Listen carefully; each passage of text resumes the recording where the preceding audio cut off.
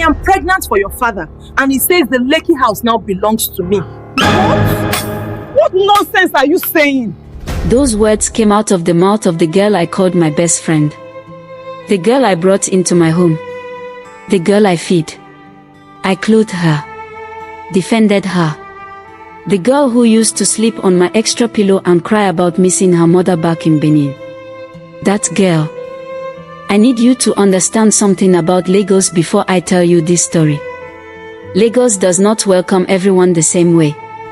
Some people arrive and the city swallows them whole. It takes their money, their dignity, sometimes their sanity, and spits out whatever is left on the third mainland bridge at 2 in the morning.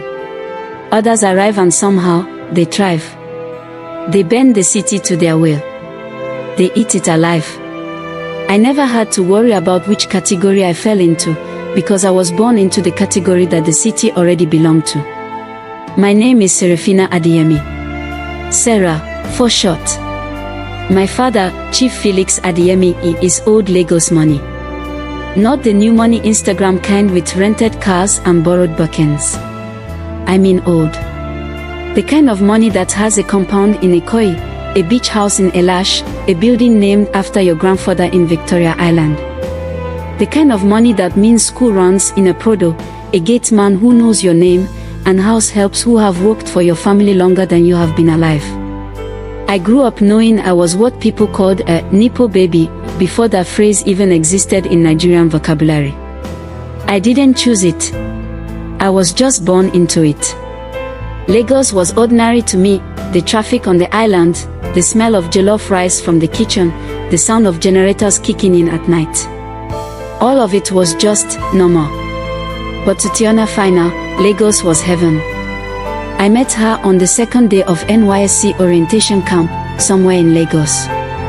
She was standing near the registration desk in a poly-iron khaki, looking like she had been dropped from the sky and was still trying to figure out which continent she had landed on.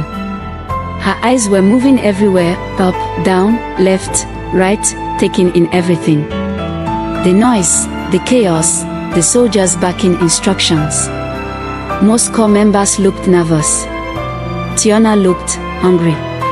"Are you okay?" I asked, because she was standing directly in my path and I needed to get past her. She turned and looked at me, really looked at me, from my Nike slides to my carry-on luggage to the earphones hanging around my neck. And she smiled. The kind of smile that is warm and calculating at the same time. I didn't recognize it then. I was 23 and too comfortable in my bubble to notice danger wearing lip gloss.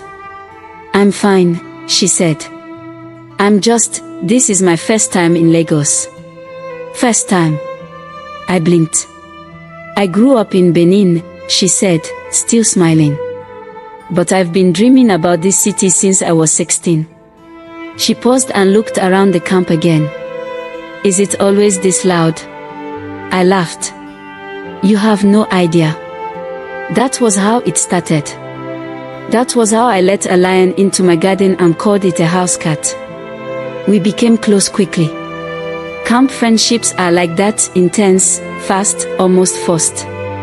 You eat together, you suffer through drills together, you lie on neighboring bunks and talk until midnight."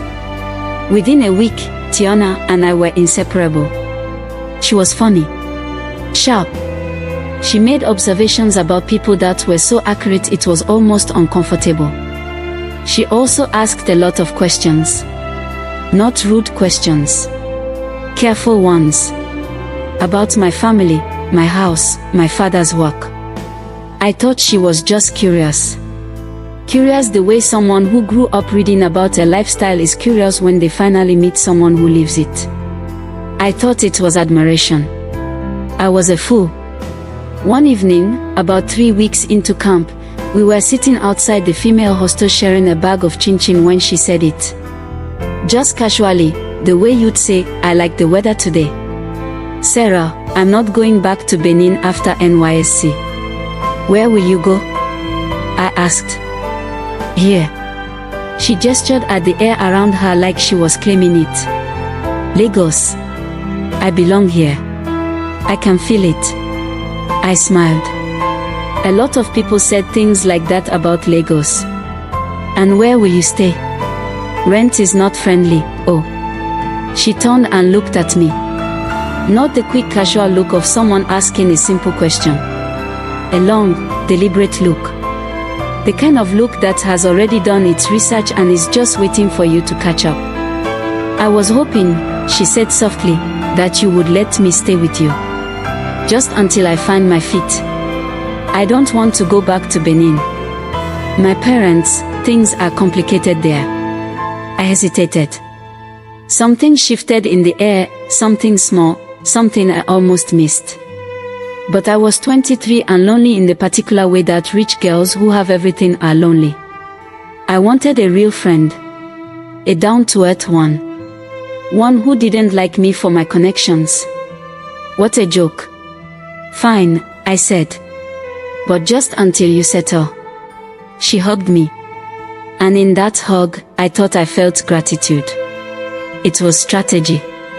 The first few months were fine. More than fine, actually. Tiana was grateful. Almost aggressively grateful. She cooked, she cleaned without being asked, she greeted my parents with both hands every morning. My mother called her well-trained. My father barely noticed her existence. Or so I thought. She integrated into my life slowly, the way water soaks into fabric, so gradual you don't notice until you are completely drenched. She borrowed my clothes. I didn't mind. She started coming with me to events, hanging with my friends, getting invited to places. I introduced her everywhere. This is my friend Tiana. She's sharp, she's funny. You'll love her. Everyone loved her. But slowly, so slowly I could not pinpoint the exact moment, the gratitude started to look like something else. I would catch her staring at things in our house. Not admiring. Calculating. The way someone walks through a property they intend to buy and is already measuring the rooms in their mind. She started commenting on my father's cars. Uncle Felix has taste, sure. That G-Wagon is everything. She started lingering when my father was around.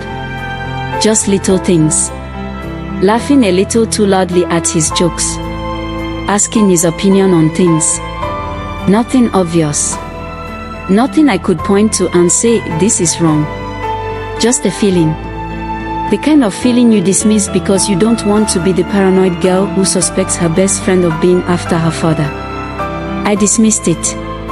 And then one night, it was a Thursday, I remember because I had just submitted a job application and I was in a good mood, Tiana sat beside me on my bed and said something that stopped my heart for a full 2 seconds. Sarah, I want you to know something. Her voice was low. Almost gentle. I did not come to Lagos to struggle. I'll do anything to make it. Anything. I stared at her. What does that mean? She just smiled. That smile again. Warm. Calculating. It means I'm focused. That's all. I told myself she was just ambitious. That the speech was about work, about her career, about the hustle. I was wrong about that too. 6 months after she moved in, my father gave Tiana a ride to a job interview she claimed she had on the island. They were gone for 4 hours. My father came back smiling. Tiana came back with a new phone in her bag, the one she kept hidden for 2 weeks before she won it in a raffle. A year after she moved in, my father casually told me he had helped his daughter's friend pay for a master's program at a private university. He said it like it was the most normal thing in the world. Like helping your daughter's friend pay for a master's degree worth several million naira was just regular fatherly generosity. Why? I asked him, genuinely confused. He looked me in the eye, the man who raised me, the man I called daddy, and said, because she's driven. She reminds me of myself when I was young. I felt sick. And then he said the other thing. The thing that changed everything. And because you will not say anything about it. He picked up his newspaper. If you do, I will cut you off completely. No car, no London PhD, nothing. But if you stay quiet, I'll take care of you. Send you abroad by next year. Is that fair? I was 24 years old. I was scared. I said nothing. That was my real mistake. Not inviting her in. Not introducing her to my friends. Not letting her stay just until she found her feet. My real, unforgivable mistake was standing right there, looking at the face of corruption, and choosing to protect my own comfort instead of my mother. I chose the car. I chose London. God forgive me. I want to tell you what kind of person Tiana actually is, so that what comes next makes full sense to you. Tiana is the kind of person who can look you dead in the eye and tell you she loves you while she is already planning to take everything you own. She is not the loud, obvious type of dangerous. She does not shout. She does not fight. She smiles, and she waits, and she moves so quietly that by the time you realize what has happened, she is already inside your house, wearing your mother's robe. Literally. The day everything collapsed was a Sunday. My mother had made Gary and egusi. My two younger sisters, Temi and Doyin, were home for the weekend. It felt like a normal family afternoon. The generator was on. Nollywood was playing on the TV in the background. My mother was in the kitchen, humming something under her breath. Tiana walked into the sitting room wearing my mother's favorite silk robe. The wine-colored one my mother had bought in Dubai 3 years ago, the one she kept on a special hook in her bathroom and only wore on relaxed mornings. She walked in wearing it like it belonged to her. Like she had been wearing it her whole life. Her hair was freshly done. On her wrist was a gold watch, the one my father had told us he lost at a golf club in Abuja. He hadn't lost it. He had given it to her. My mother walked out of the kitchen carrying her bowl of Gary, saw Tiana, and stopped. The entire room went cold. Tiana. My mother's voice was very quiet. Where did you get that robe? Tiana, and I will never forget this as long as I live, looked at my mother with the calmest face I have ever seen on a human being in a high-stakes situation, and said, I am pregnant for your husband. And he says the house in Lekki now belongs to me. The bowl slipped from my mother's hands. It shattered on the tiles. Gary, cold water, ceramic shards, all of it spread across the floor like something breaking that could never be put back together. My mother stood in the middle of it, barefoot, not moving. Not screaming. Just staring at Tiana the way you stare at something your brain refuses to process. Say. My mother finally turned to me. Her voice was shaking badly now. Tell this girl to stop lying before I do something in this house today. I looked at the floor. Mommy, I whispered, she's not lying. The sound my mother made then, it wasn't a scream. It wasn't crying. It was something in between, something broken, the sound of 25 years turning to sound in a single second. She looked at me the way you look at someone you raised who has just put a knife in your back. You knew, she breathed. My own daughter. You knew and you said nothing. He promised to send me to London, Mommy. He said if I told you, he would cut us off, both of us. I was protecting us. Protecting us. Her voice rose. Protecting US. And then my father came down the stairs. White at border. Gold cap. The calm, entitled walk of a man who has never truly been held accountable for anything in his life. He didn't look at the broken bowl. He didn't look at my mother's shaking hands. He walked straight to Tiana and put his hand on her shoulder like she was a trophy he was presenting. Funk, he said to my mother, using her name like a dismissal. Don't make a scene. Tiana is carrying the son you could never give me. My mother started shaking. The son I could never. 3 daughters, he said coldly. 25 years, and not one son. I need a legacy, not drama. I've already spoken to the lawyers. You have 2 weeks to move your things to the village house. The village.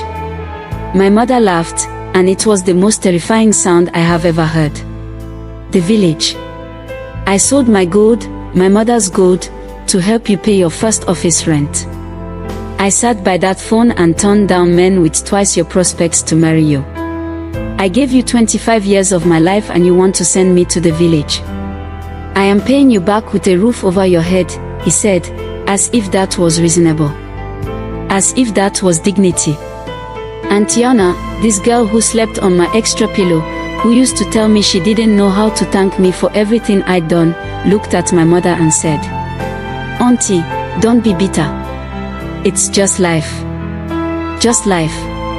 Just life." My mother turned to me one last time.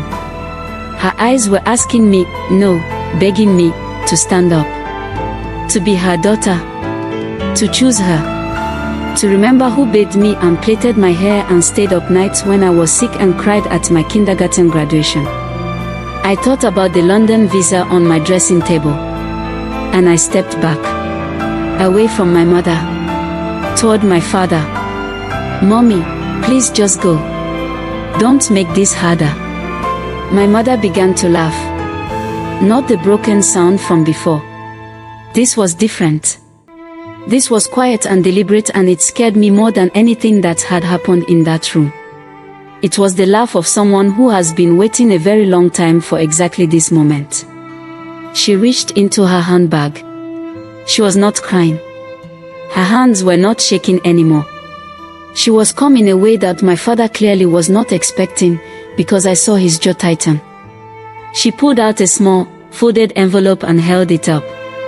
"You want a son, Felix. You want a legacy. A bloodline." She stepped forward and threw the envelope at him. It hit his chest and fell. He bent to pick it up. "Read that DNA result. Read it, and then tell me which of your 3 daughters actually belongs to you." The room went completely, absolutely silent.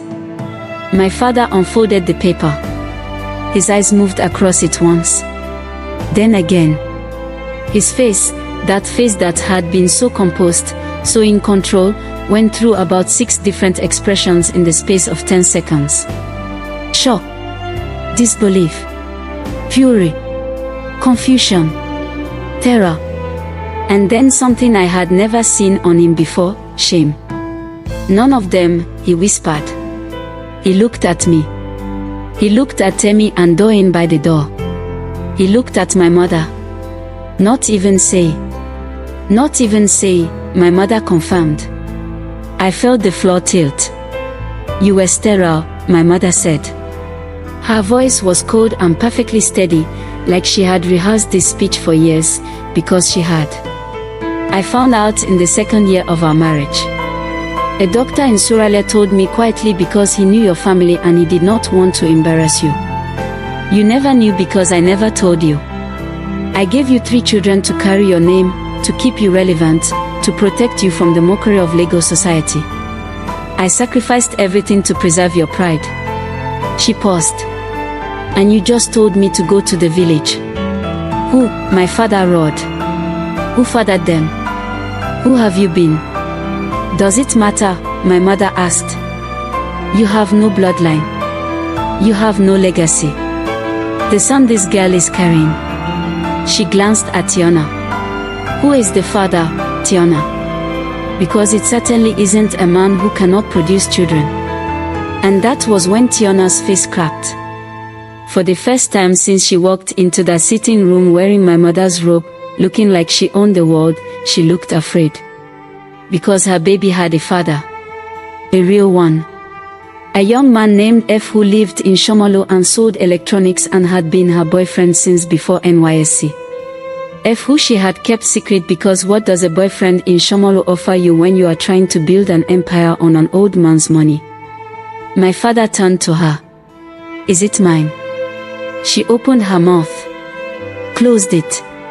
Opened it again. "Felix, Get out of my house," he screamed. The sound of it rattled the windows. He turned to me next, And his eyes, the eyes I had looked into my whole life and called Daddy's eyes, were wild and unrecognizable. You, Ispat. You are not mine. None of you are mine. Get out. All of you, get out of my house. But Dad, I reached for his arm. He shoved me away. Hard. I have no daughter, he screamed. Bastards. All of you. My mother had moved before the screaming started. She had been moving long before this day. I understood that now. The calmness. The envelope in her handbag, not at home, in her handbag, like she had been carrying it around waiting for the right moment. The fact that she knew exactly how much was in the joint account and had already emptied it. The lawyer's number probably already saved in her phone. My mother had not come to that sitting room to lose. She had come to end it. On her terms. With documentation. I have the savings, she said, looking at Temi and Doyin. Enough to start over. I already found a place in Magodo. We can be there by next week. She picked up her handbag. She walked to the door. My two sisters followed her without hesitation, without even looking back at my father, without even looking back at me. They had known, I realized. They had known about the savings, about the plan, about all of it. My mother had told her loyal daughters. The ones she could trust. Not me. Mommy. My voice came out small. Wait. Please. I'm sorry. She stopped at the door. She did not turn around. You made your choice, say. Her voice was tired now. All the cold precision was gone. This was just a mother's exhaustion. You chose the car. You chose London. Go and ask your father to sign the papers. Let's see if the man who just called you a bastard still wants to pay for your PhD. She opened the door. The Lagos afternoon light flooded in. She walked out into it and did not look back. Temi and Doyin followed. The door closed. I stood in that sitting room, my home, the house I grew up in, and for the first time in my life, I felt like a stranger in it. Behind me, my father was breathing heavily, sitting in his chair, staring at the DNA paper like if he looked at it long enough the numbers would change. He looked smaller than I had ever seen him. Not the chief. Not the patriarch. Just a man sitting in the ruins of a lie he thought he owned. Beside him, Tiana was on her phone. Texting, probably. F in Shomalu. Or maybe a lawyer. Or maybe she was calculating her next move, the way she always was, because Tiana never stops calculating. She looked up and caught me staring at her. And she had the nerve, the absolute nerve, to shrug. It is what it is, Sarah. I laughed. I couldn't help it. It came out broken and strange, like my mother's laugh earlier, like a sound the body makes when the mind has run out of ways to cope. You came to my house with nothing, I said. Nothing. I gave you a bed. I gave you my clothes. I introduced you to my world. And I'm grateful, she said. Flat. Unbothered. Get out, I said. She blinked. Excuse me. Get out of my house. The words came from somewhere deep. Somewhere I didn't know existed until that moment. Whatever agreement you made with him is done. He has nothing. You have nothing. Get out. She looked at my father. My father did not move. Did not speak. Did not defend her. He had already moved on to his own grief. Tiana picked up her bag, my bag, actually, a tote I had given her 8 months ago, and walked out. No drama. No tears. She simply recalculated, the way she always did, and moved on to the next move. I have heard things since then. That she moved in with F in Shomalo. That she had her baby, a girl, not the son my father was promised. That she is already working on the next man, some businessman in Abuja who met her at a mutual friend's event. I don't know if these things are true. I don't care enough to verify them. Some people are just built that way. They arrive in your life, they consume what they need, and they leave. The damage is just collateral. I am not living in that house anymore. I left 2 days after everything collapsed. My father and I have not spoken since. I don't know if we ever will. The man I called my father turns out to have never been my father at all, and somehow, that is the least painful part of the whole story, which tells you everything about what kind of man he is. My mother is in Magodo with Temi and Doyin. They have a flat that is smaller than our old sitting room, but when I visited last month, my mother was laughing in the kitchen. Real laughter. Light laughter. The kind I had not heard from her in years, maybe ever, because it turns out that a smaller house without a chief in it is still much bigger than a mansion built on lies. She let me in. Eventually. Not immediately, there were weeks of silence, weeks of me calling and getting no answer. But she let me in. I'm not forgiving you because you deserve it, she told me the first time I sat at her kitchen table in Magodo, eating her jollof rice and trying not to cry. I'm forgiving you because holding on to it will poison me, and I have already wasted 25 years being poisoned. I am working now. My own job.